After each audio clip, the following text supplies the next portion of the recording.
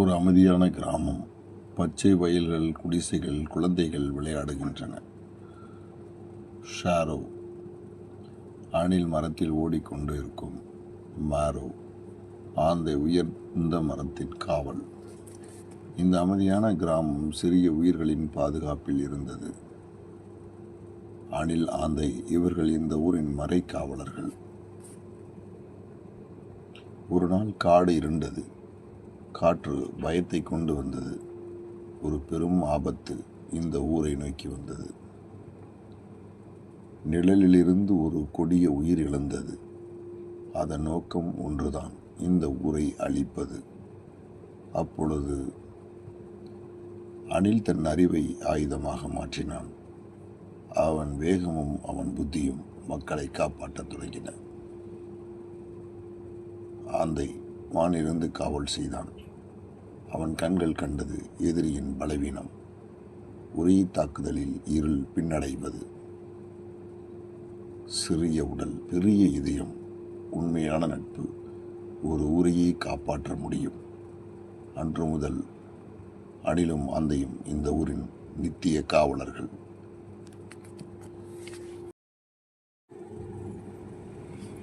ஊர் காப்பாற்றப்பட்டாலும் ஆபத்து முழுமையாக முடிந்ததில்லை. காட்டின் உள்ளிருந்து ஒரு மர்ம அழைப்பு. ஷாரோவும் மாராவும் கேள்விப்பட்டார்கள். பல ஆண்டுகளாக அமைதியாக இருந்த ஒரு பழைய சின்னம் மீண்டும் உயிர் பெற்றது. இது புதிய பேரழிவின் எச்சரிக்கை. மாரோவின் கண்களில் எதிர்காலம் திறந்தது. மாரோ கண்டது ஊரை நோக்கி வரும் ஒரு இருண்ட படையை. அப்பொழுது ஷாரோ ஒரு முடிவெடுத்தார். இந்த முறை ஆபத்து ஊருக்கு வருவதற்கு முன்பே நாம் அதனை நிறுத்த வேண்டும். நிலவின் ஒளியில் ஒரு மறைந்த பாதை திறந்தது. அது அவர்களை கொண்டு போகும் அபாயத்தின் மையத்திற்கு. ஒரு ஊரை காப்பாற்றியது ஒரு தொடக்கம் மட்டுமே. இப்போது ஒரு பெரிய உலகத்தை காக்கும் பயணம் ஆரம்பமாகிறது. அந்த பாதை அவர்களை கொண்டு வந்தது ஒரு மறக்கப்பட்ட ராஜ்யத்துக்கு. ஒளி எப்போதும் நுழையாத ஒரு இருள் ஆட்சி செய்யும் இடம். இங்கே முன்பு உயிர்கள் இருந்தன. இப்போது இருள் மட்டுமே மீதம் இருந்தது. இது ஒரு சாதாரண ஆபத்து அல்ல. அவர்கள் தெரியாமல் யாரோ ஒருவர் அவர்களை பார்த்து கொண்டிருந்தான். இது விதியின் பார்வை. இருள் மனதின் பலவீனத்தை தாக்கியது. உண்மையும் பொய்யும் கலந்த ஒரு மாயை.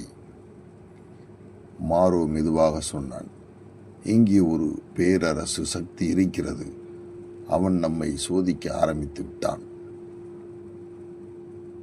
அவர்கள் முன் முழுமையாக வெளிப்பட்டது இருள் ராஜ்யம். அங்கிருந்துதான் உலகத்தின் விதி மாறப்போகிறது. பல நூற்றாண்டுகளாக ஒரு பேரசுரன் சங்கிலிகளில் கட்டப்பட்டிருந்தான். இப்போது நட்பு, அறிவு, மந்திரம் மூன்றும் ஒன்றாகும்போது அவன் விழித்தெழுந்தான். அவன் பெயர்தான் கராளன், இருள் மன்னன். அவன் குறிக்கோள் ஒன்றுதான், ஒளியையே இந்த உலகத்திலிருந்து அழிப்பது. ஷாரோ, மாரோ, முதலில் அவர்களை கொண்டு வா என்று இருளாட்சி ஆரம்பமானது.